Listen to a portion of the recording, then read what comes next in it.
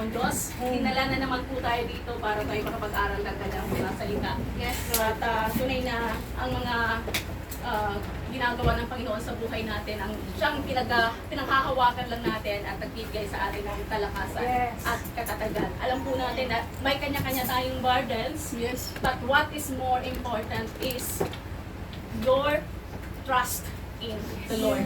So laging siya ang pipiliin natin sa ating buhay. Sabi nga po na ating Neil, kapag ka ikaw ay naka-align sa Panginoon Diyos, everything that you are facing in life will be dissolved.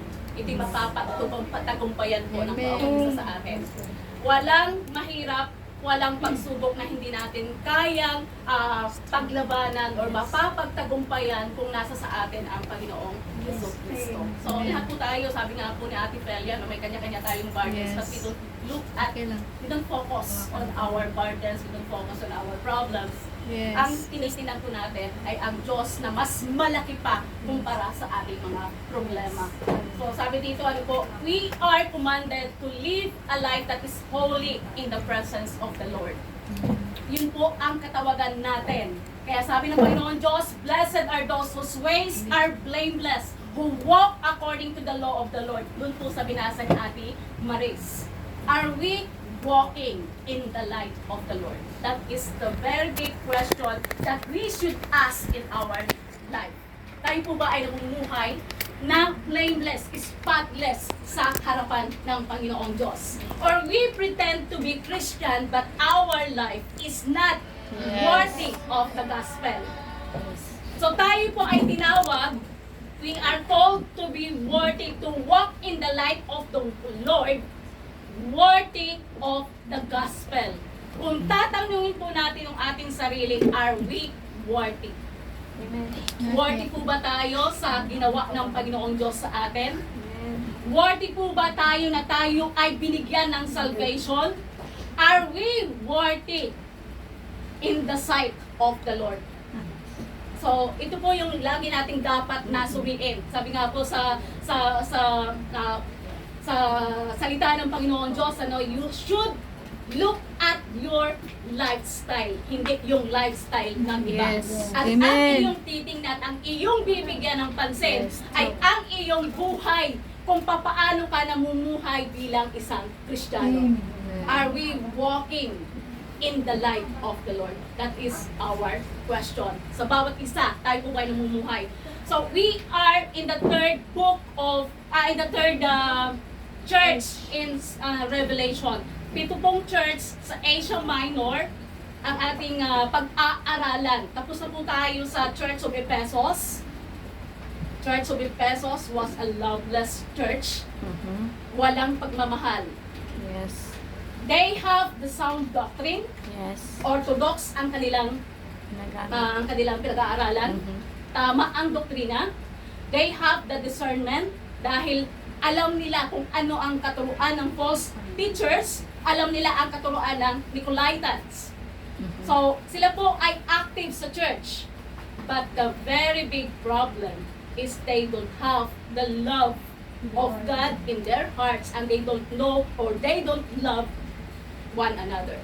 So, tama ang katuruan pero walang pagmamahal. Laging nasa church, hindi nawawala sa church, laging active pero walang pagmamahal. At nagbigay ng warning ang Panginoon Diyos. Kung naalala niyo po sa Ephesus, sabi, remember, alalahanin niyo kung saan kayo nahulog.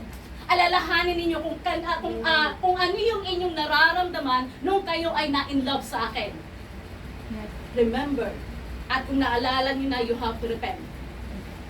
Magsisi kayo sa inyong pagkukulang. Magsisi kayo sa inyong ginagawa sa ngayon.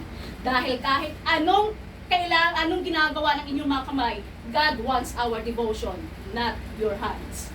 Ang kailangan ng Panginoon Diyos ay ang ating devotion.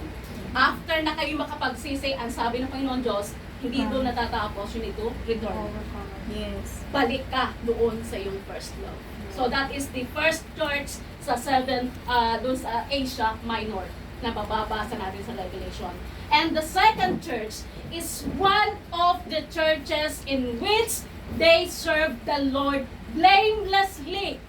Wala silang nakikita na karumihan. Walang criticism si Jesus Christ. But they were suffering church. They were the suffering church in Revelation. Sila po ay marami nagdadaanan. Sila po ay mahirap. Walang pera. Although they were in a wealthy city. Mayaman ang kanilang lugar. Kaya lang they were oppressed. Wala silang kakayahan. Sila po ay naghihirap. But they were blameless in the presence of the Lord. Ibig sabihin, tama yung lahat sa kanila, walang nabibigay, walang nakikita na mali ang Panginoong Diyos sa kanila. And now we are going to focus or to study the topic about the Church of Pergamum. Tayo po ay magsitayo at basahin po natin ang sabay-sabay ang ating text na mababasa sa Revelation chapter 2, verses 12 to 17. To the angel of the church in Pergamum, write, these are the words of him who has a sharp, double-edged sword. I know where you live, where Satan has thrown. Yet you remain true to my name. You did not renounce your faith in me, not even in the days of Antipas, my faithful witness, who was put to death in your city where Satan lives. Nevertheless, I have few things against you. There are some among you who hold to the teaching of Balaam, who taught Balak to entice the Israelites to sin, so that they ate food sacrificed to idols and committed sexual immorality. Likewise, you also have those who hold to the teaching of Nicolaitans. Repent, therefore, otherwise I will soon come to you and will fight against them with the sword of my mouth. Whoever has ears, let them hear what the Spirit says to the churches. To the one who is victorious, I will give some of the hidden manna. I will also give the person a white stone with a new name written on it, known only to the one who receives it. Purihin po ang salita ng Panginoon Diyos, and let us all pray. Ating pong hingin ang knowledge and wisdom ng Panginoon Diyos para maunawaan natin lahat ng ating pag-aaralan sa ngayon. Panginoon Diyos, pinupuri ka namin, pinasasalamatan sa mga salita mo, Panginoon, na aming basa, Lord God. Salamat, Lord, sa iyong presensya na patuloy mong ipinagkakalob sa bawat isa sa amin. As your word says in Matthew, that 2 or 3 that is gathered in your name, you are in the midst of us, Lord God. Ano man yung sitwasyon na pinagdadaanan namin, ano man, Panginoon, yung aming mga ginagawa, kung ikaw ang itinataas sa aming buhay, Panginoon, kung ikaw yung lagi naming inaalala, Lord, sa aming buhay at sa sentro ng aming gawain, Lord God, your presence is always with us, Panginoon. At alam namin, Lord, na ang presensya mo ay nasa sa amin, Panginoon. Give us understanding, Lord, na lahat ng aming mapapag-aralan sa ngayon, it will not only give us knowledge and understanding, but it will touch our heart, Lord God, yung sa sentro ng aming puso, Panginoon, at mababago namin yung aming ways, Lord God, that we will be committed to you, Panginoon, and we will focus on serving you. We will focus on glorifying your name, Lord God, despite of challenges in life, Panginoon. Wala kami, Panginoon, na magagawa kung wala ka sa presensya namin, Panginoon, and we need your presence right now, Lord God. Touch us, Panginoon. At patuloy mo kami, Panginoon, na gabayan na kami, Panginoon, ay handa sa pagbabalik mo, Panginoon. Amen. And we will always be blameless in your presence, Panginoon. Amen. At sa pagbabalik mo as our bridegroom. We are your bride that is spotless, Panginoon. At kami, Panginoon, ang iyong babalikan. Kaya maraming salamat, Lord. At tulungan mo ako, Panginoon, na lahat ng mga salita na lalabas sa aking bibig, Panginoon, ito'y magbibigay sa iyo, Lord God, ng kapurihan at magbibigay ng pangunawa sa bawat isa sa amin. We thank you, Lord. In Jesus' mighty name, we pray. Amen and amen. So, tunay na napakabuti po ng Panginoon Diyos, ano? Yes. Sabi nga ni Ate Neil kanina, sinasabi niya, no, laging dapat sentro sa ating buhay ang Panginoon Diyos. Ano Yes. man gawin natin? He must be the center of our lives. Siya lagi ang nasa sentro ng ating buhay. So ito pong church ng Pergamum. So ang title po ng aking topic for today, ito po ay pinamagatang When Compromise Becomes Dangerous. Yes. Ano pong ibig sabihin ng compromise? yung lagi kang nagsasabi na hindi mo naman Mayroon kang nagagawa. bagay na ginagawa na kung saan ay akala mo Yes. ay baliwala sa Panginoon, hindi ka nagkakasala. Yes. Kagaya nung yung nangyayari sa ngayon, akala mo yung ginagawa mo ay okay lang sa Panginoon Diyos because God is full of grace. Yes.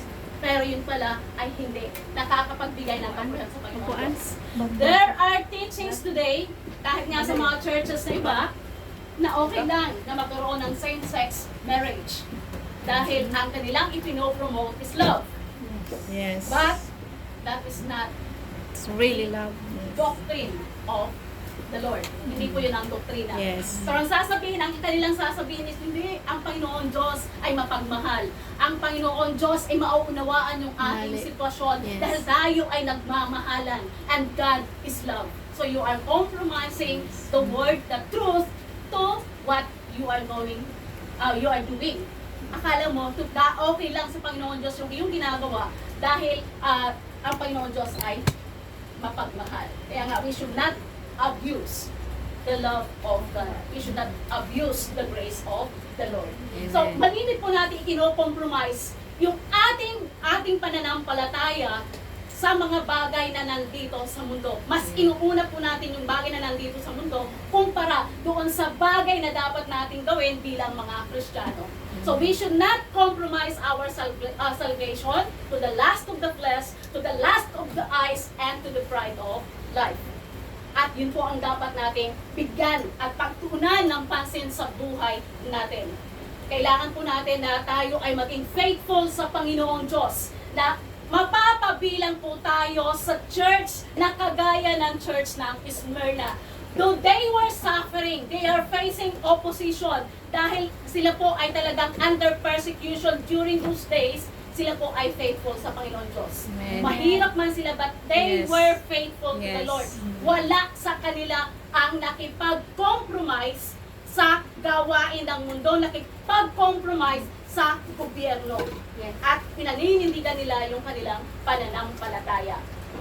So, dito po sa Revelation chapter 2, sa ating pong binasa, ito po ay directly na nakipag-usap si Jesus Christ sa mga churches. Actually, the author of the letters to the 7 churches is Jesus Christ. Siya po Yes. ang Yes. sulat na ipinakita kay John John. sa kanyang vision. Sa Revelation. So ngayon, directly po na kinausap ng Panginoon Diyos sa pamamagitan ni John ang mga churches. So, sabi ko nga po sa inyo mga nakakaraan, out of 10, sa i-rate natin yung ating pananampalataya at ang ating buhay bilang isang Kristiyano, anong rate? Nandun ka na. Nandun ka ba sa 10 o baka nandun ka pa lang sa 1? So, the city of Pergamum is flooded with idols. Ito po ay maraming mga idols sila. Sino po dito ang mayroong Greek mythology ng college? Yeah, meron subject. Yeah. Hindi ka na-college. Pastora naman. So, yung mga nag-aaral po ng college, mayroon pong subject na Greek Yes, mythology. mythology, yes. At yung pong mga goddess and God and Yes. goddesses of Greek mythology, yan po ang binabanggit dito sa 7 churches na So, yeah, Pergamum. Asia Minor. At by the way po, yung Asia Minor sa ngayon ay ang Turkey po, ang Asia Minor. So dito po maraming mga idols. The city is flooded with idols. Ang dami pong pressures at saka spiritual compromise. Kasi yung dati po nilang gawain, nung sila pa ay wala pa sa Panginoon, nung sila pa ay mga pagano na wala pang relasyon sa Panginoon Diyos, nadadala po nila sa loob ng church. So sabi nga po, ang barko ay nasa dagat. Pero huwag mong hahayaan na mabutasan yung barko at pasukin ng tubig ang barko. At ito ay lulubog. Yes. So, ganun din po sa ating Spiritual. buhay bilang mga Kristiyano. Yes. Ganun din po sa church. Kapag ka ang church ay hinaluan mo ng makagmundong bagay, it will sink. Poison. Mawawala po ito. At yun po ang warning ng Panginoong Jesucristo. So, ang Pergamum po ay nagkaroon ng malaking problema. Yun po ay nag-criticize ni Jesus Christ. Although they were in the city flooded with idols. Flooded po sila ng pressures kasi under persecution po sila sa time ni Nero. At nagkaroon din po sila ng spiritual compromise. Ikinompromise nila yung kanilang faith. Kung sa Ephesus po, alam nila, mayroon silang discernment sa katuruan ng Nicolaitans. Pagdating po ng Pergamum, nakijoin na sila sa katuruan ng Nicolaitans. So sabi po dito, no, they were faithful in persecution. Kasi nga po sila ay under persecution na sa time ni Nero. Talagang pinapatay ang mga Kristiyano. At kung ang isang church naman ay gustong ipa-register sa government, sa Roman Empire, kagaya ng ginawa ng mga Jews, so ang kanilang teaching ay, yun ay base sa ipagkakaloob na permit ng gobyerno sa mga Jews. At ang kalaban po dito ng mga Kristiyano ay hindi lamang ang against sa kanila, hindi lamang po ang Roman Empire, kundi pati na rin ang Jews na nakipag-compromise sa gobyerno na sa government sa Roman Empire. So ngayon po, during those days, talagang pinipersecute po ang mga Kristiyano. Kapag ka nahuli ka, ikaw ay pagpipiliin. I-deny mo si Jesus Christ na iyong Diyos at ang iyong itataas at sasabihin mo na ang iyong itinataas sa iyong buhay ay si Caesar. You are not going to say Jesus is Lord, but you are going to proclaim that Caesar is Lord. Yun po ang time ng Pergamum. So mamimili ka ngayon kung sino ang iyong itataas sa iyong buhay. So yung kanilang pananampalataya, before they were faithful sa Panginoon Diyos. Pero sa loob ng church, hindi po lahat ay faithful.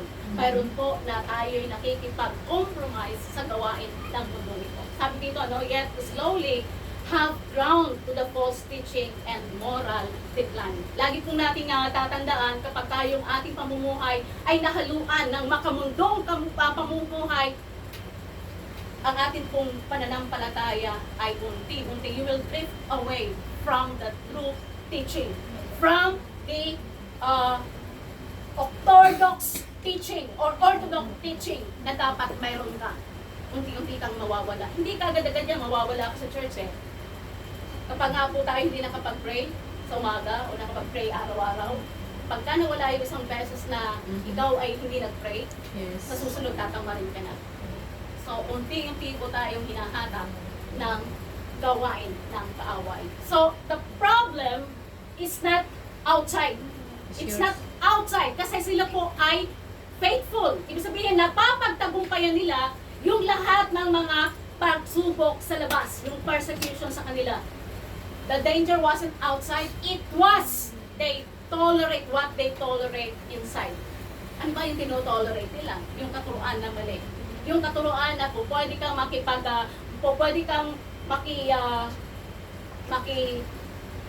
lumakad sa kalakaran ng mundo nito, and then at the same time, you are also a Christian.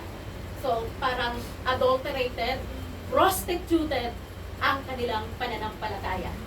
So, compromise rarely feels dangerous at first. Alam naman po natin, akala natin ay, hindi, okay lang yan. Okay lang yan. Unawaan ka ng Panginoon Diyos. Sa susunod, okay na naman hanggang sa dumating yung time na ikaw ay wala na. Wala ka na sa presensya ng Panginoon Diyos. Ikaw ay lumayo na sa Kanya. Unti-unti ka na hinahata ng panguluhan. So, hindi ka agad-agad naramdaman ng mga taga-Pergamum yung kanilang pag-alis o paglayo sa katotohanan, sa tamang katuruan. So, sabi dito, but over time, it weakens our witness and thus our devotion. Ang sabi po ng Panginoon Diyos, ang kailangan niya yung ating devotion, our faithfulness, hindi po yung ating mga kamay.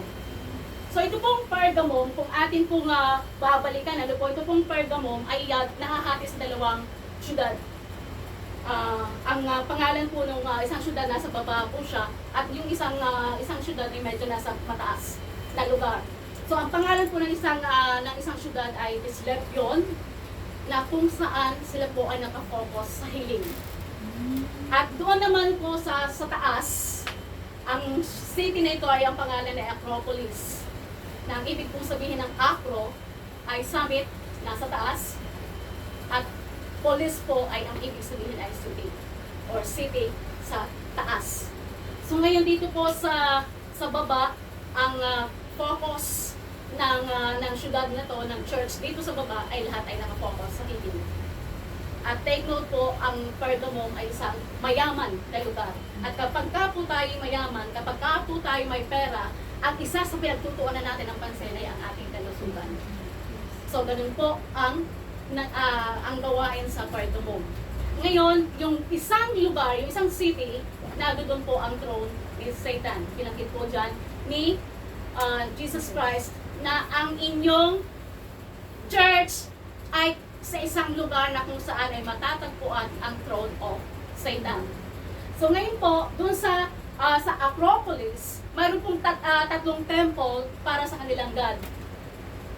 Para kay Zeus, siya po ang Diyos ng mga Diyos ng mga pagano. Siya ang pinakamataas na Diyos na kanilang sinasamba. Andun din po ang temple ni Diana at temple ng isa pang ni Dionysos. So, yun po ang temple na nato doon. At sa Turkey. So, ngayon, ang isa pang temple ay para sa isang Roman Emperor. Para sa isang Roman Emperor. Ang pinakamataas na templo doon na kinikitila ng mga taong nasa labas ay ang templo ni Zeus. At ang structure po ng church ay parang armchair. So mayroong isang mataas na isang upuan doon si Zeus at ang kanya pong statue ay maabot ng 13 meters ang taas ng kanyang statue. At yung sa paligid niya, yung sa kanyang tabihan, right side at saka sa left side, yun po ay parang armchair. At mayroon po doong throne na kung saan isang napakalaking throne at yun po ay may makikita ka na usok, pinauusukan nila yon. Black smoke. Yun po ang temple doon sa Pergamum. So marami pong mga Kristiyano sa Pergamum, kaya lang sila po ay nadadala ng katuruan na hindi maganda. At ang kauna-unahan po ng martyr, Christian martyr sa time doon sa 7 churches, ang una pong Christian martyr ay ang bishop ng Pergamum. At yun po ay binanggit kanina, yun po ay si Antipas. Siya po ay sinunog. Mayroon po isang basin doon, parang planggana na hugis baka, na kung saan doon po siya ay inilagay at doon po siya sinunog. Si Antipas. So ito po yung time ng persecution na kung saan ay kinahaharap ng mga Kristiyano. Pero they remain faithful to the Lord. Ano po ang persecution na kinahaharap natin? Ano yung persecution and challenges na kinahaharap natin na humahadlang sa atin para maging faithful tayo sa Panginoon Diyos? Compare po doon sa pinagdaanan ng mga Kristiyano noong early church. Tapos sasabihin mo na ikaw ay faithful sa Panginoon Diyos at ikaw ang unang mararapture. Let us all examine ourselves. Atin pong i-examine yung ating mga sarili. Are we faithful to the Lord? Are we truly faithful and true to the Lord? Tayo po ba ay talagang totoo sa Panginoon Diyos? Or we claim that we are Christians, but deep in our hearts, we don't really know if we are Christian. Kasi ang isa pong Kristiyano, makikita sa isang Kristiyano, sabi nga po sa John, sa 1 John, kung talagang sinasabi mo na mahal mo ako, kaya mong mahalin yung mga tao nasa paligid mo. Kung sinasabi mo na mahal mo ako na hindi mo ako nakikita, bakit hindi mo kayang mahalin yung mga tao nasa paligid?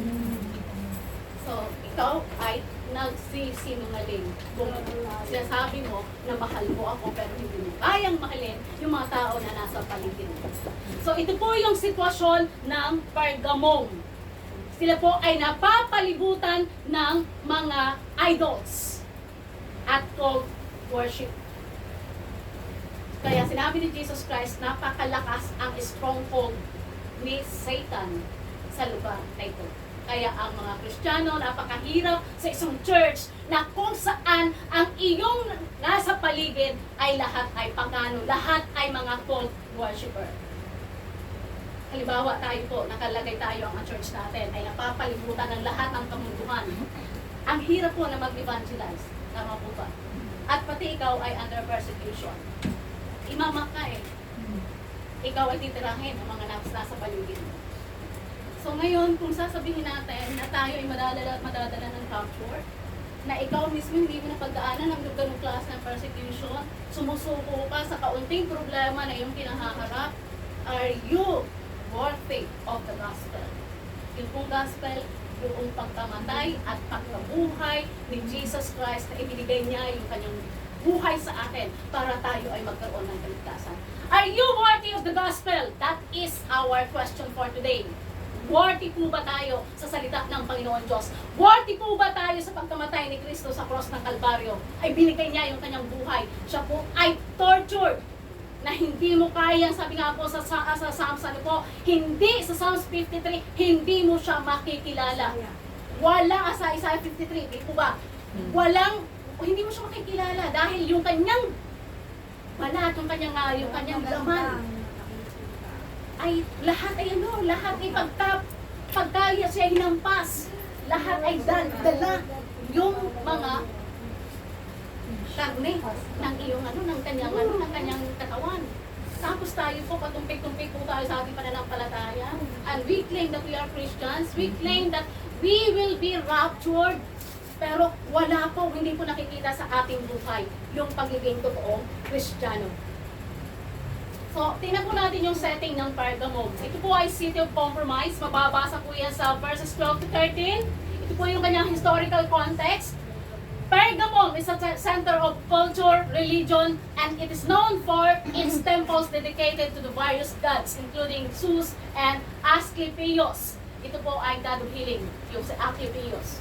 So, it was also the site of the Roman proconsul, making it a strategic political hub. So, yung sabihin, kapag ka po ang religion at saka yung ating culture at saka yung ating government ay nagkasama-sama, nagkaroon ng oneness, nag-intertwine sila, ibig sabihin, you are in the middle of compromising your faith sa Panginoon Diyos. So, ganito ang nangyayari sa City of Pergamum. Compromise po sila. Parang nagkaroon ng oneness. At darating po yung time na tayo po ay magkakaroon ng one world government, one world religion, at ikaw ay mamimili kung sasama ka sa one world religion or one world government.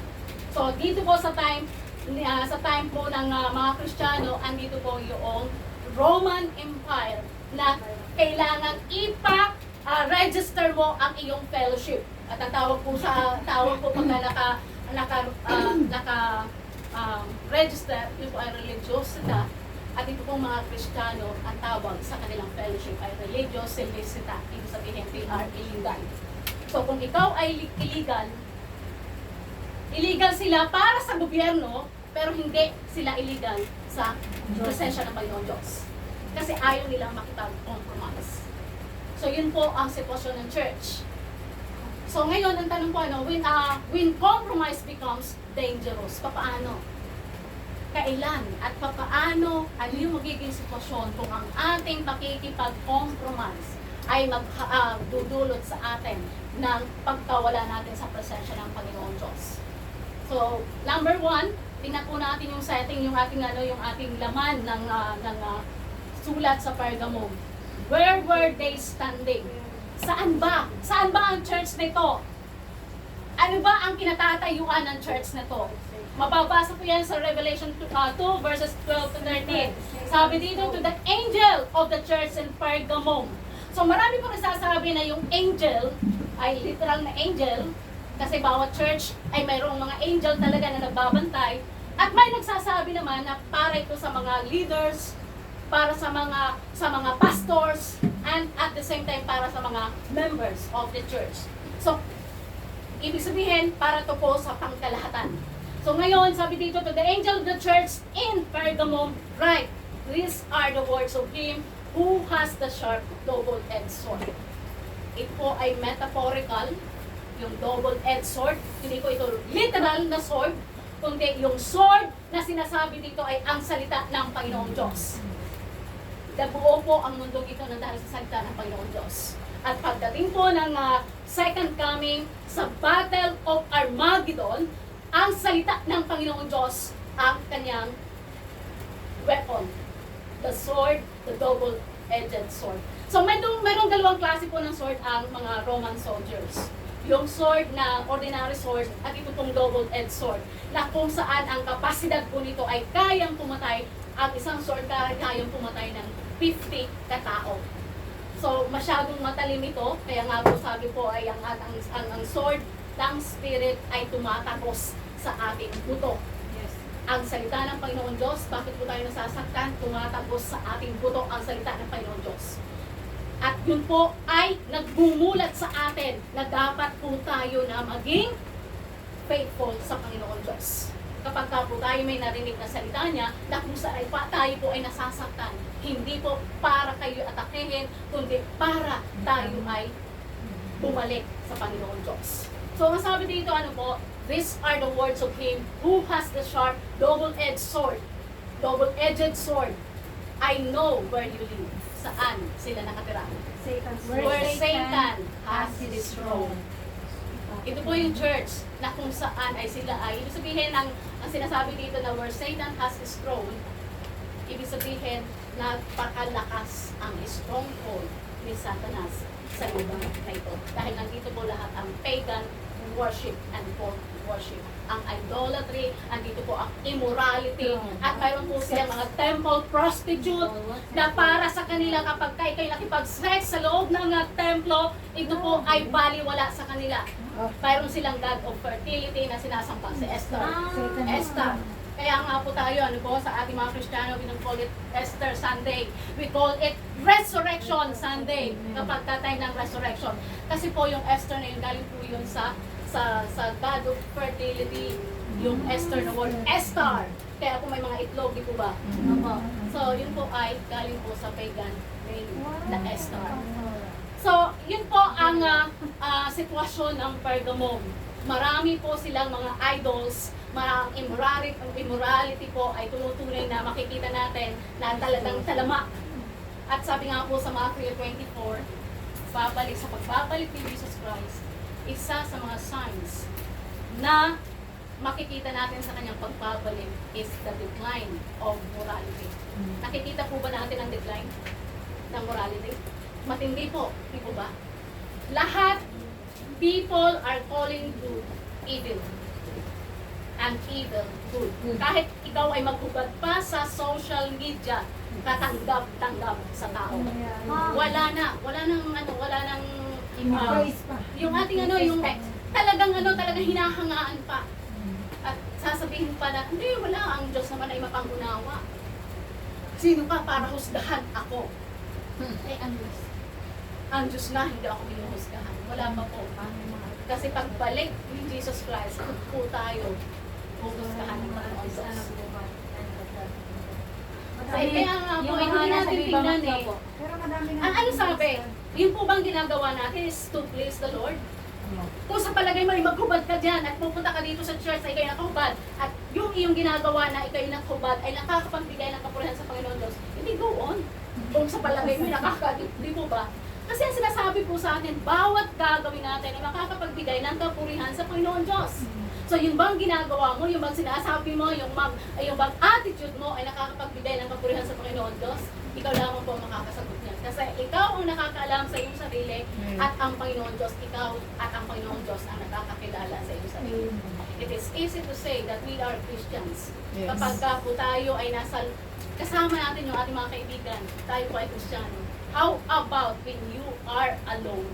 Are you still Christian talaga sa totoong buhay kapag kayo mag-isa na? Kumusta po yung ating isipan? Kumusta po yung ating spiritual discipline na ginagawa natin na dapat natin gawin to have have spiritual growth, to strengthen our faith. Nagagawa pa po natin, tapos sasabihin mo gusto mong ma-rapture, at i-claim mo na ikaw'y ma-rapture. So, yun po ay mga katanungan na ikaw lamang ang makakasagot. Because I don't know your faith.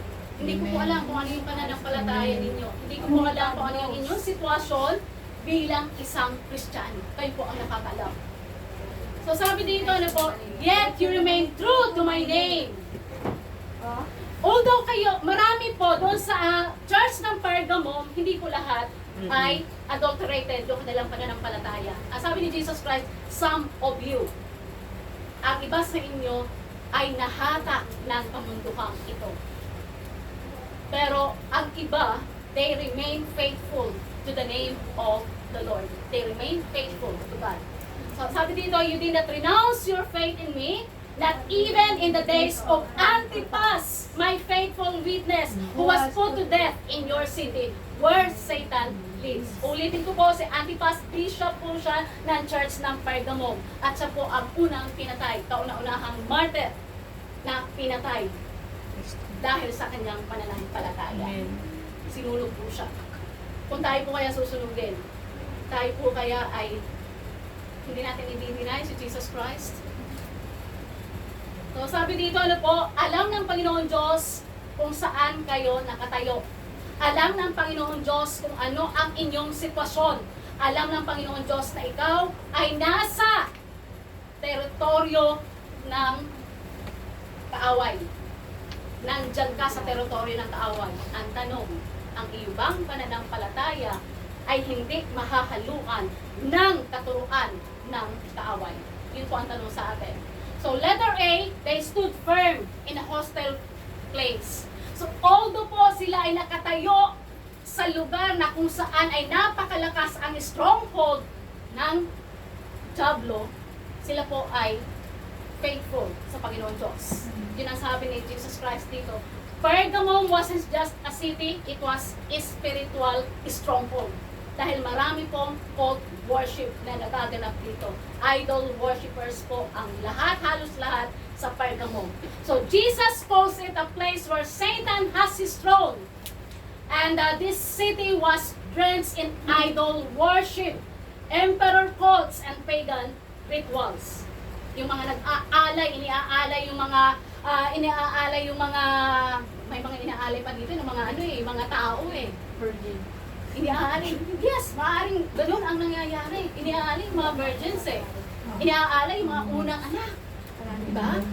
So napakaraming ginagawa dito sa lugar na ito na hindi talaga para sa Panginoong Diyos. Ina-idol nila or worship nila ang kaaway. So everywhere you turn, there were temples, maraming shrines. At alam natin na ang pressure ay naririyan. Dahil kung hindi ka magbabaw doon sa kanilang shrine, ikaw ay malalaman na ikaw ay Kristiyano at ikaw ay persecute. So kung tayo po ang doon sa sitwasyon na yon, tayo po nandito sa ngayon, wala pa tayong nararanasan na persecution. Wala pa. Tayo po ang ating nararanasan lamang mayroong mga masasamang sinabi sa atin behind our back, na baliwala yun. Ikukumpara natin doon sa suffering ng mga believers sa early church. So sabi dito, but the believers didn't pack up and leave, they stayed. Kahit sa kabila po ng persecution, sa kabila po ng pressure na kanilang kinaharap, they remain faithful to the Lord. Pinanghawakan nila yung kanilang pananampalataya sa Panginoon Diyos. They didn't chase comfort. Siguro po kung tayo ay nasa kanilang katinuan, naku, ang hirap naman dyan. Aalis na ako. Lilipat na lang ako sa lugar na kung saan ako ay hindi ipe-persecute. Ganun po ang magiging attitude natin. Pero sabi dito, they stayed. They did not pack up. They did not leave the church. Sila po ay nanatili na faithful sa Panginoon Diyos. And they didn't compromise to blend in culture.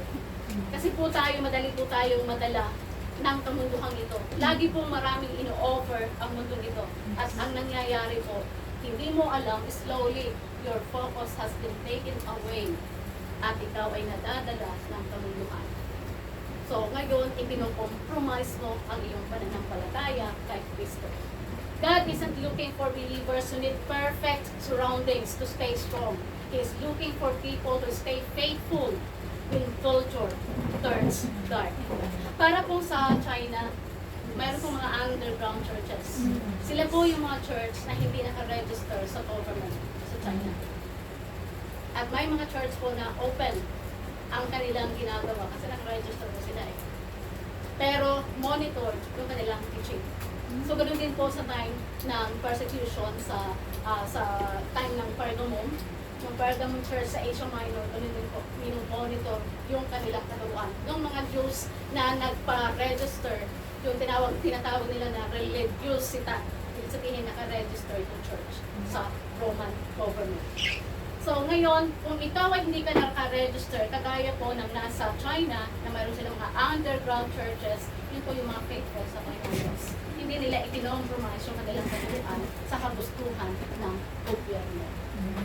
So, letter B, they stand loyal under pressure. When we are under pressure, can we remain faithful to the Lord? Tayo po ba ay loyal pa rin sa Panginoon Diyos? Yes, of course. Loyal pa rin po ba tayo sa ating pananampalataya sa Panginoon Diyos? Or madali po tayong madadala at madali tayong susuko dahil tayo ay under pressure. So, Jesus says in verse 13, Jesus says, you did not abandon your faith in me. Kulang po na abandon. You did not abandon your faith in me, not even in the days of Antipas, my faithful witness. So, Antipas was a brother, or siya po ay sinabi ng ibang scholar na siya po ay bishop sa church na yan, who paid the ultimate price. He was killed publicly for refusing to worship Caesar. So, kung tayo po ay nandito po sa time na kung saan ay tayo ay mamimili, i-worship mo si Jesus mo, o i-worship mo yung presidente ng Hong Kong, yung parang kaya no, si tawag nito, ano pang isa na pinatay sa Smyrna? Polycarp. Si Polycarp, isa po siyang bishop ng Smyrna na pinatay din po. Siya po ay disciple ni John. At pinatay din po siya sa Smyrna. Una, sinunog siya pero hindi siya nasunog. And then, ang ginawa ay pinakain siya sa mga wild animals. So ngayon, sa atin po, kaya mo ba natin? Yes. At sasabihin natin na tayo faithful sa Panginoon Diyos. Hindi natin i-deny si Jesus Christ. No. O tayo ay nasasabi natin kasi hindi pa tayo doon sa point na kung saan ay mararanasan talaga natin yung persecution. Sabi ni Jesus Christ, I know your suffering. Dalawang ibig sabihin ng I know. I know dahil nakikita niya na kayo nagsasuffer, at I know dahil pinagdaanan ko din ang suffering ninyo. Napifeel ko ang inyong pinagdadaanan. Alam ko ang pinagdadaanan ninyo, nakikita ko, at yan ay pinagdaanan ko rin. So nothing is hidden from the Lord. Kaya nga po siya nagkatawang tao para maranasan niya ang pagiging tao at nauunawaan po yung ating sitwasyon. So, hindi po lingid sa Panginoon Diyos yung ating ginagawa. Hindi po lingid yung ating nangyayari sa ating buhay. So, number 2, what went wrong? Kung ang mga taga-Pergamum, sa church ng Pergamum, ay sila ay faithful sa Panginoong Diyos. Nandun yung kanilang sound doctrine, faithful sila sa Panginoong Diyos, bakit nagkaroon ng problema? Mayroong isang criticism dito si Jesus Christ na binanggit. Now, verse 14 to 15, sabi dito, I have few things against you. There are some among you who hold to the teaching of Balaam, who taught Balak to entice the Israelites to sin so that they ate food sacrificed to idols and committed sexual immorality. Natatandaan niyo po si Balaam sa Numbers 22? Siya po ay pinag-usapan, isa po siyang seer o prophet, pero hindi po siya prophet ng Panginoon Diyos. Siya po ay inutusan na i-curse ang Israelites. Pero sa tuwing itinukurse niya ang mga Israelites, ngayon hindi lumabas sa kanyang bibig ang curse, kundi lahat ay blessing. Yes. So ngayon sabi sa kanya nung bakit mo sila binibless? Diba sabi ko sa iyo, binayaran kita para sila ay iyong i-curse. Bakit blessing ang lumalabas sa iyong bibig? Kasi hindi inialaw ng Panginoon Diyos. So ngayon, dahil hindi niya kayang i-force ang mga taga-Israel, ang mga Israelites, itong si Balak ay kanyang na-deceive. Itong si Balak ay ginamit para itong mga Israelites ay magkaroon ng sexual relationship sa mga Moabites. At alam po natin na hindi iniaalaw ang mga Israelites na sila po ay mag-asawa ng outside ng kanilang lahi. Ang mga Islam. kasi ang Moabites po, sila po ay mga pagano. Sila po ay mga Gentiles. So hindi sila iniaalaw ang mga Israelites na mag-asawa ng mga hindi ng mga pagano. So ngayon, ito pong si Balaam, inutusan ito si Balaam na hindi, sabihin mo sa mga Israelites na dapat sila magkaroon sila ng asawa, ng mga taga Moabites. So walang problema doon. So unti-unti, itong mga Israelites, ganun po ang nangyari. So kaya nagkaroon po ng malaking problema ang Israelites. Ito po ay bago sila tumawid sa Jordan River, na ang mana ay isinusupply pa sa kanila. Pero after po sila na makatawid sa sa Jordan River, ang mana po ay itinigil na. So, dito po, hinikayat ni Balaam, si Balak na dalhin sila parang dinala sila sa isang katuruan na kung saan ay sila ay mapapatiwala ang kanilang relasyon sa Panginoon Diyos. Kaya sabi dito, likewise, you also have those who hold to the teaching of Nicolaitans. Ibig sabihin, yung katuruan na yung immoralidad ay okay lang sa loob ng church. Okay lang, hindi. Okay lang na marami kang asawa kasi ang Diyos naman yan. Hindi, mag-asawa ka ulit. Ang Diyos naman, Hindi ba Islam mo yun? Hindi, anong gagawin? Ang iyong asawa, iniwanan ka, hindi mag-asawa ka na ulit. Hindi po ba Islam yun? Hindi po ba ganun Islam? Kahit hindi Islam, Ang, yun po ang teaching ng Nicolaitans. Nicolai. Yung immoralidad. So, sinipo. About, parang hindi, okay lang, mag-asawa ka na, same sex. Kasi love eh. Love. Di po ba? Yan Love. yung paniniwala ng mga ano. Yung ng mga paniniwala Same sex. ng mga sa same sex, yung pong love. Kanilang itinuturo ang love. At ang Panginoon Diyos ay love daw. So, ibig sabihin, ang iyong relasyon sa iyong kapwa babae o kapwa lalaki, yun ay naunawaan ng Panginoon Diyos. So, yun po ay katuruan ng Nicolaitans. Iba yung ano. Iba yung understanding doon sa love. At sa Romans po, doon sa 14 emperors nila sa Rome, isa lang po doon ang hindi, ang tunay na lalaki.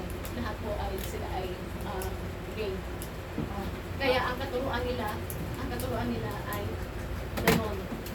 Nagkaroon ng talagang, ang katuruan nila ay nababahiran ng pamumuhay. Magiging yung mga ganito.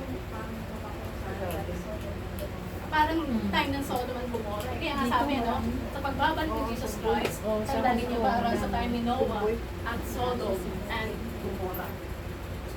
So, letter A, they tolerated false teaching.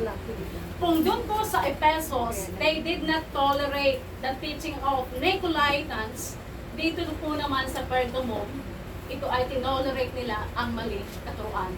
Jesus says, you have people there who hold to the teaching of Balaam. Mababasa po yan natin sa Numbers 22-25. Balaam couldn't curse Israel directly, so he led them into compromise, mixing idol worship and sexual sin. So, ganun po ang nangyari. So, kaya nga po may mga idol worship na nangyayari din po sa mga Israelites. Bakit tinawag sila nito ba? Ay, yung kanilang group na kung saan ang teaching nila ay about immorality. So, yun ang sabi dito ni Jesus Christ. Ano po, it wasn't a direct attack. It was subtle, deceptive, and deadly. Akala mo, aatakihin ka dire-diretso. Hindi, hinihila ka pa unti eh. Parang kukuhanin sa'yo ang isang daliri mo. Sa susunod, hindi mo alam hanggang sa buong pagkatao mo nakuha na sa'yo. Ganun po ang deception. Akala mo, ikaw ay nasa tama pa rin na daan. pero ikaw ay unti-unting napapalayo sa Panginoon Diyos. That's the danger of false teaching. It doesn't always deny the truth. It is just enough to feel right. Hindi, okay naman ito kay sa Lord eh. Pero hindi mo sinunod ang sinasabi sa atin ng Panginoon Diyos. Ano ba ang calling sa atin ng Panginoon Diyos? We are told to gather in His name, to worship Him in spirit and in truth. Na hindi dapat natin pinakaligtaan ang mga ganitong gawain. Sabi ko sa Hebrews 10:25. So nasaan po tayo? Ano po yung sitwasyon natin bilang mga Kristiyano? Letter B, they tolerated sinful behavior. Not only they were soft on teaching, they were soft on living. Ibig sabihin, hindi nakikita sa kanilang pamumuhay. Wala silang orthodox teaching. Kundi ang pamumuhay din nila ay hindi nakikita sa kanila yung kanilang katotohanan ng kanilang sinasamba. Sinasabi ko nga po sa inyo, ano po, yung aking tatay ng aking employer, kung ikaw ay paantok-antok sa church, at ikaw ay pumunta ka dito para lamang ikaw ay maging, parang nakikipaglaro ka lang, wala kang interest, you must go out. Umalis ka na. I don't want people playing church in this place, sabi ng tatay ng aking employer. Ganon ka-stricto, ganon ka-seryoso, dahil pananagutan mo yan sa Panginoon Diyos. Kung ikaw ay hindi ka seryoso sa pagsamba mo sa Panginoon Diyos. So ngayon, ano po ang reason bakit tayo nandito sa church? Are we here to glorify the Lord? Are we here to listen to His Word? And that Word must be applied sa buhay natin. Bagita sa ating pamumuhay. Hindi po tayo nakikipaglaro. Hindi mo kayang bayaran ang presensya ng Panginoon Diyos. It is not by works, but by your faith in Christ that you have been saved. Dahil sa iyong pananampalataya. At ang kailangan lang po natin gawin, we need to obey the Lord. Sundin lang po natin siya. Hindi po half obedience. At dapat mayroon po tayong discernment. What do you mean by discernment? Knowing what is right and what is almost right. Yes. Doon po tayo naliligaw doon sa almost right. Akala natin tama, yun pala. Out of 100%, 99% ang tamang katuruan, 1% ay mali. At iyo'y pinaniniwalaan mo, doon ka na natisig. Kapag ka ang narinig mo at katuruan, lahat ay puro miracles, lahat ay puro supernatural. Wala ang gospel. Something is wrong. Ang ituturo mo ay gospel. Although alam natin na ang Panginoon Diyos, si Jesus Christ is the same yesterday, today, and forever. Yes. Alam natin na miracle is existing. Alam natin na ang supernatural nag-i-exist yan. Hindi yan nawawala. Pero, ang katuruan is gospel. It must be aligned to the word of the Lord. Kung ang iyong supernatural na itinuturo ay nakabase sa salita ng Panginoon Diyos, then you are doing what is right. Pero kung hindi yan, wala kang makikita sa salita ng Panginoon Diyos, ng iyong sinasabi, ng iyong tinuturo, umiiyak ka atin din. Siguro ikay makasalanan, nag-worship ka, ikay umiiyak. Sinabi po ba sa Bible na kaya ka umiiyak habang nag-worship ay dahil ikay makasalanan? So, mali po yung ating tinuturo. Ito ba? Yes. The Holy Spirit moves in our lives. Kaya po tayo umiiyak eh. Kaya ka lumuluhod. Dahil alam mo sa iyong sarili na wala kang may pagmamalaki sa Panginoong Diyos. You are not worthy of His presence. At inaamin mo sa iyong sarili, kaya ka umiiyak. Bakit kapag ka nagpipray, umiiyak ka? Dahil natatouch ka ng banal na Espiritu Santo. Kaya po tayo umiiyak. So hindi kaya ka umiiyak dahil makasalanan ka. Kundi umiiyak ka because the Holy Spirit is working in your life. So although alam po natin na mayroong prophets, mayroong mga miracles, mayroong supernatural, but it should be aligned to the word of the Lord. Maraming nagpa-prophesize po ngayon. Yes. Ang sinasabi ng Panginoon, you will be healed. Alam natin na God is healer. Pero according to His will, according to His time, and according to His ways. Yes. Di po ba? Amen. May mga instant healing. At alam po natin yan. Dahil sa Bible, may mga instant healing. At mayroon ding healing na proseso ang ginawa ni Jesus Christ. Remember yung bulag Yes. na tinapalan ng putik yung mata at sinabi after na matapalan, pumunta ka doon sa tubig, doon sa sapa at ang iyong mata ay iyong kilamusan. So, yun po ay proseso, hindi instant healing. Yes. Mayroong instant healing, kagaya noong mayroong yung babae na mayroong problema sa dugo. Hindi po ba? So, dapat tayo po ay alam natin na hindi sa lahat ng oras ay lahat ay instant, lahat ay base sa kalooban ng Panginoon Diyos at base sa kanyang pamamaraan, base sa kanyang timing. Hindi mo base sa timing mo na halimbawa inilehans kita, ikaw ay healed at ikaw ay bigla kang tatakbo na at ikaw ay talagang healed. Eh, paano kung hindi yun ang kalooban ng Panginoon Diyos? Hindi po ba? So, dito po, maraming katuruan na kung saan ay ang mga taga-church ng Pergamum ay nadadala sa katuruan ng mga ibang katuruan, kagaya ng Nicolaitans. At sabi dito, Jesus says also that also have those who fall to the teaching of Nicolaitans, and this group likely promoted the idea that the grace gives us permission to live however we want. Dahil, ayan po, mayroong nagtuturo sa ngayon, hyper grace. Hindi, wala na. Ikaw ang pinatawad ka na ng Panginoon Diyos. Kaya, ano man ang gawin mo, paulit-ulit mong gawin man, patatawarin ka, patatawarin ng Panginoon Diyos. Ang grace po ng Panginoon Diyos, para yung bintana, may time na darating na hindi po yan laging bukas. Isasarado po yan ng Panginoon Diyos. Do not abuse the grace of the Lord. Huwag nating abusuhin ang grace ng Panginoon Diyos. So, it's rebellion dressed up in the church clothes. So, deep inside, umating ka ng church, pero deep inside, you are rebelling against God. Nagiging rebellious ka. Bakit ka naging rebellious? Hindi mo sinusunod ang katuruan ng Panginoon Diyos. Kahit umatin ka ng church, kahit ikaw pa siguro dito simula umaga hanggang gabi, pero yung iyong puso ay hindi tama sa Panginoon Diyos, then you are rebellious. Ikaw ay rebellious ka sa Panginoon Diyos. So they tolerated sin in the name of peace. Hindi tayo magkasundo-sundo tayo. Dapat tayo magkasundo-sundo. Kahit mali na yung pamamaraan, hindi basta magkaroon tayo ng kapayapaan, mali na ang kaparaanan.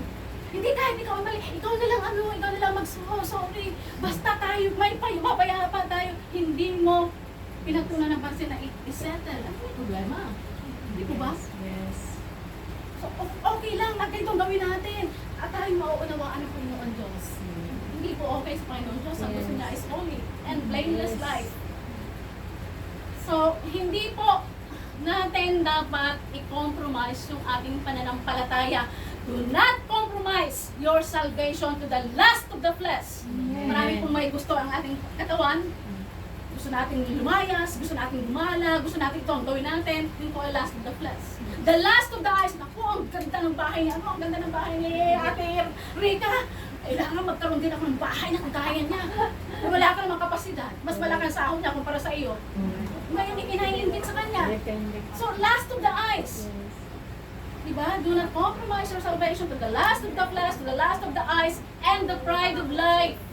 Naku, kung wala ako, tingnan ko lamang kung hindi, kung may mangyayari sa inyo. Kaya kayo nakakasurvive dyan. Kumakain kayo ng masarap dyan sa Pilipinas nang dahil sa aking sahod. O, di po ba tayo ganon? Pinagmamalaki natin. Di ba? Pinagmamalaki natin na dahil sa akin. So, given na po yun Hindi na natin dapat ipagmalaki. Ginagawa mo yan out of love Yes. Kaya mo nagagawa yan. Kaya nga po tayo nakakapangutangan nang dahil sa ating pagmamahal, sa ating mga mahal sa buhay. Hindi po ba? Ayun sa ating Neil. Hindi nga. Ang sabi niya, kahit wala akong nadala sa aking pamilya, pero yung kanyang ina, sabi niya, yung nagniningning yung mata na nakita siya, that is a sign of love. Sabi niya, Hindi mahalaga kung anong mayroon kang may bibigay sa akin. Ang mahalaga ay ang presensya mo. At ang mahalaga sa Panginoon Diyos ay ang presensya natin. Hindi kung ano yung maibibigay mo sa Kanya, kundi ang puso mo na tapat na naglilingkod sa Kanya. Your holiness, your purity. Hindi mo kayang pagtakpan yan sa Panginoon Diyos. So ito po ay evidence. Yung holiness natin, it is not optional. It is intentional.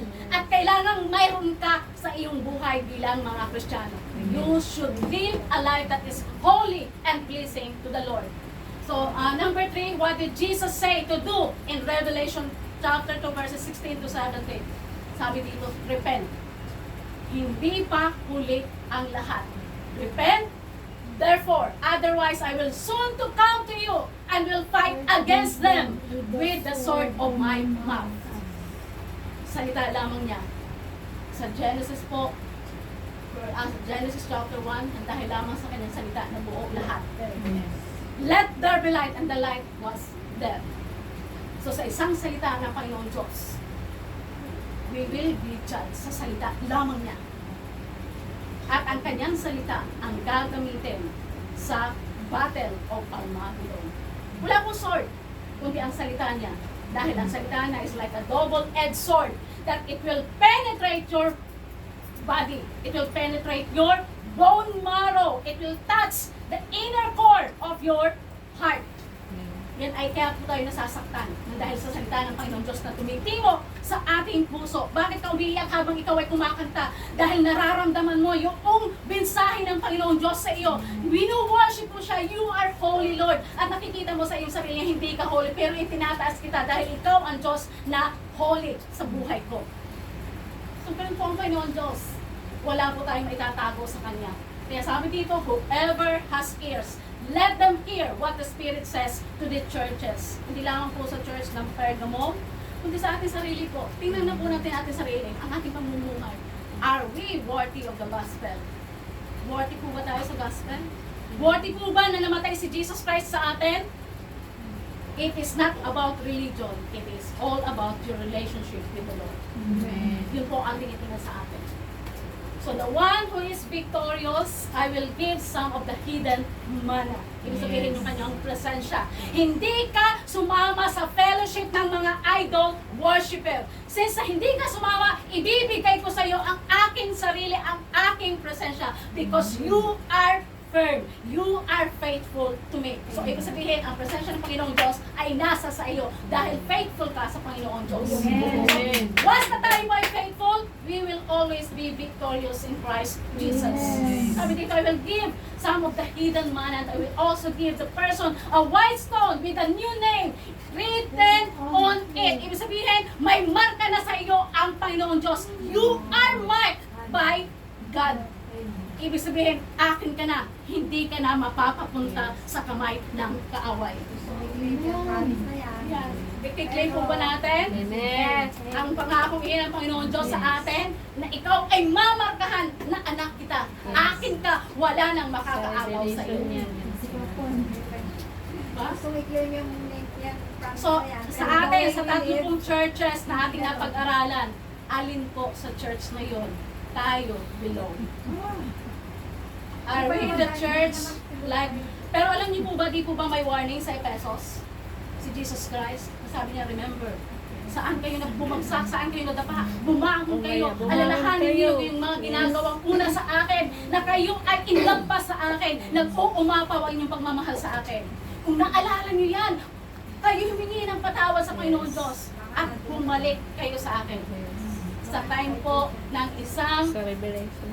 church leader, nakalimutan ko na yung date noon, sa time ni Irenaeus. Ewan ko atin yung napag-aralan mo yan sa Bible school natin. Si Irenaeus ay isang bishop na sumulat din sa Ephesus at commended ang Ephesus. Sabi niya, ang inyong katuruan ay nanatiling tapat kayo sa katuruan sa sound doctrine at ang inyong pagmamahal ay naibalik. So, ibig sabihin, hindi nanatiling walang pagmamahal ang Ephesus. Kung wala man po tayong pagmamahal sa ngayon, pagmamahal ng Diyos, at tayo po ay unting-unting nawala sa kanyang presensya, nawala po yung ating focus sa Panginoon Diyos, at nawawala din yung pagmamahal sa atin, it is time to return to the presence of the Lord. At ibalik po natin yung pagmamahal na yan. Kailangan mag-manifest po sa ating puso ang pagmamahal ng Panginoon Diyos. Binigay na po sa atin ang pagmamahal eh. Kaya lang, dapat tanggapin natin eh. Nandiyan na yung pagmamahal ng Panginoon Diyos nung ibinigay niya yung kanyang buhay sa cross ng Kalbaryo. Yung po ibinigay na siya sa atin. Lahat. Lahat ibinigay na po sa atin. Pinapahalagahan po ba natin yung ibinigay niya sa atin? We should steward all the blessings that God has given us. Dapat pangalagaan po natin. Binigay sa atin ang salvation, pangalagaan po natin ang salvation. Ang sabi sa Philippians, work out your salvation. Hindi mo ikaw ay tinanggap mo si Kristo bilang sarili mo tagapagligtas ngayon, at Doon ka na lang, matatapos ka na lang sa tinanggap mo, you have to work out your salvation. Palagin mo, patatagin mo ang iyong pananampalataya para pagdating ng persecution, you will stand firm to your faith. Pagdating po ng tribulation. Kasi marami, mali mo, wala pong sinabi kung kailan talaga ang rapture. Either na it may mangyari before tribulation, or mid-trib, o post-trib, ang mahalaga, handa ka. Ngayon, kung tatanungin mo ang iyong sarili, ikaw ba irarapture before tribulation? Ano po ang sitwasyon ng buhay mo ngayon? Kumpara sa mga apostles na namatay nang tinorture sila. Si Peter ay pinako, pati warik pinatay. Si Thomas sa India, siya ay in-spear, namatay siya. Ano pong nangyari kay Elijah? Kay Isaiah. Inilagay siya sa isang tawag ito, sa isang puno na mayroong butas at saka nilagari.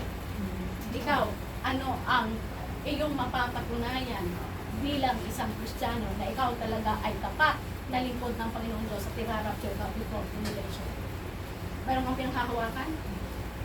Mayroon po tayo pinanghahawakan? Na kaya mo, na ikaw ay irarapture, una kang kukuhanin ng Panginoon Diyos, hindi ka makakaranas ng tribulation?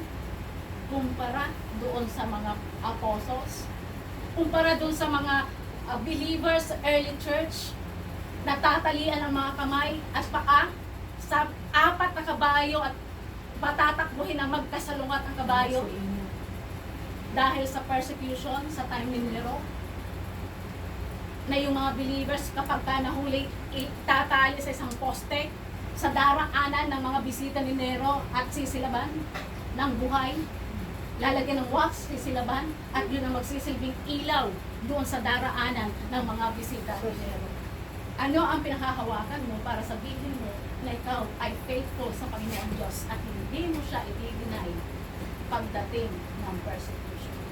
Sigurado ka na mararapture ka before tribulation, paano hindi? Ano sabi sa Revelation?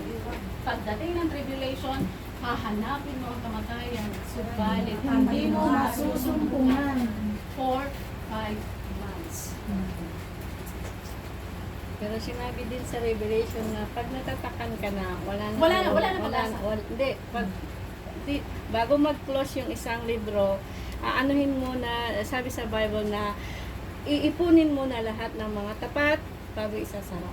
Yun yung Ayun po mga tapat ng seal na yun. mga tapat na anak ng Diyos, yung pag hindi magpamatay. Hindi ko ba? Marami pong masasave pa after ng rapture sa time ng tribulation. Pero napakahirap ang sitwasyon ng mga Christian. At alam natin ang gagamitin ng kaaway. Maaaring ang AI ay gagamitin ng kaaway para ma-deceive ang mga believers. Ang sabi sa Matthew, isa sa mga sign ng pagbabalik niya ay deception. At sabi ng Panginoon sa Kristo, even the elect, sino po ang elect? Bukuha tayo. If possible, will be deceived. So, ano ang dapat natin gawin? We need to be vigilant. We need to stand firm sa ating pananampalataya sa Kanya. Maging faithful po tayo. Yun lang po ang gagawin natin.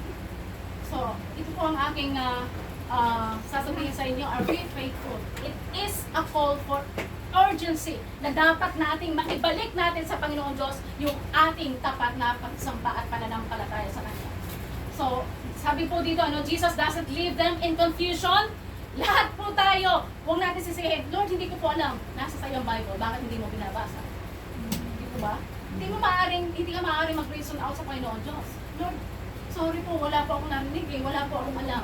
Para pong bumili ka ng cellphone na alam mo na mayroong manual, pero hindi mo binasa dahil ang alam mo lang ay ma-on at saka ma-off, gumamit ng FB, gumamit ng WhatsApp, at gumamit ng ano pang form diyan. Ang tanong lang na ibang application, pero hindi mo alam ang iba pang gamit niyan. So kasi hindi po natin binabasa ang manual. At ganoon din po ang ating buhay bilang isang Kristiyano. Hanggang hindi natin binabasa ang salita ng Panginoon Diyos, we will never be filled.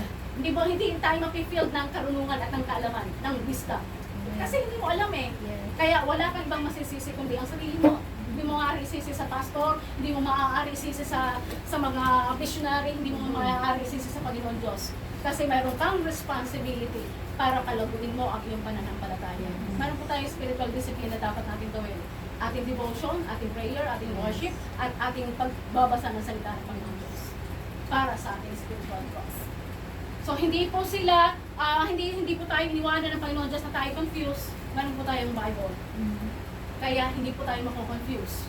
So sabi dito, that word means to turn around. Pag sinabing repent, mag-U-turn ka. Mali na ang iyong bumabalik ka na sa dati mong ginagawa.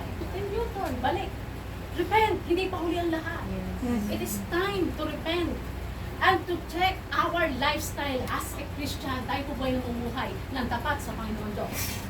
So, ibig sabihin po ng repent is to turn around, to change the course before it's too late. Binibigyan pa po tayo ng chance ng Panginoon Diyos. His patience means salvation. He gives no room for delay. The next word is sobering. Otherwise, I will soon come to you and fight against them with the sword of my mouth. Ibig sabihin, ito na po yung judgment na bibigay ng Panginoon Diyos sa atin. This isn't about losing salvation. It's about losing spiritual influence. Bakit hindi ka na namumunga? Bakit wala? Nagsishare ka pero parang wala nang nangyayari sa iyong ginagawa. Nasaan ka? Bakit ano yung iyong spiritual situation? Ang iyong buhay. Wala ka ng spiritual influence. Nagsishare ka pero walang nakikinig sa iyo. Parang binabaliwala sa iyo. Wala na yung power, wala na yung protection sa iyo ng Panginoon Diyos. We are all protected. At sa Job 2, sinabi po doon ni Satanas, tanggalin mo ang protection mo kay Job. Tingnan ko lamang kung hindi ikaw i-deny. So, ibig sabihin, tayo pong mga Kristiyano ay mayroong heads of protection ng Panginoon Diyos. So, ngayon kung ikaw ang umalis sa protection ng Panginoon Diyos, then ikaw ang mayroong problema. So, compromise weakens the church. Kapag po natin hinayaang makapasok ang kamunduhan sa church, then pati yung ating spiritual life ay affected. It will weaken our faith.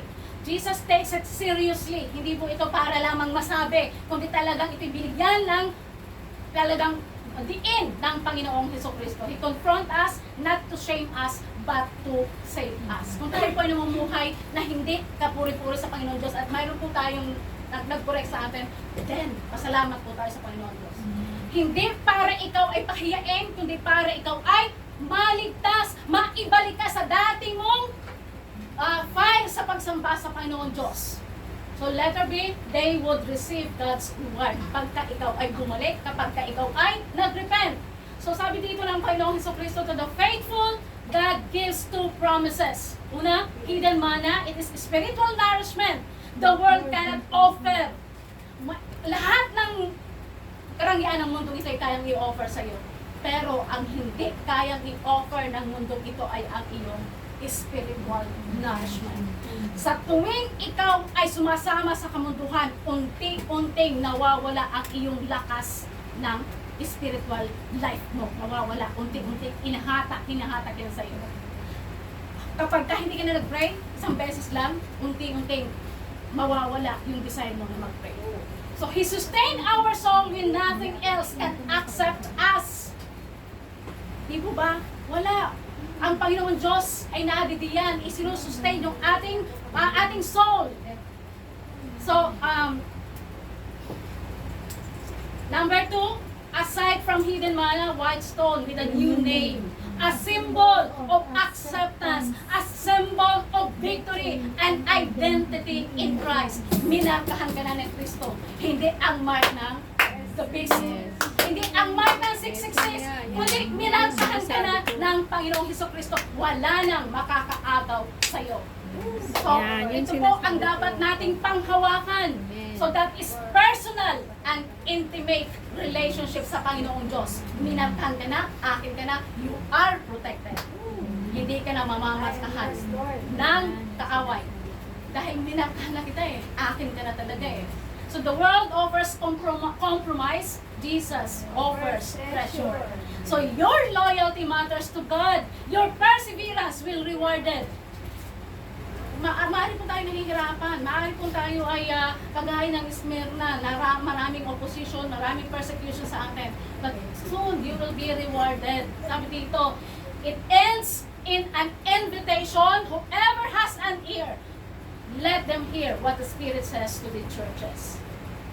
Kung inyo pong naririnig ang salita ng Panginoon Diyos, yung small, still voice ng Panginoon Diyos, it is time to repent and get things right with the Lord. We need to repent at yung ating pamumuhay, it must be aligned to the word of the Lord. Dapat naka-align po tayo lagi sa salita ng Panginoon Diyos.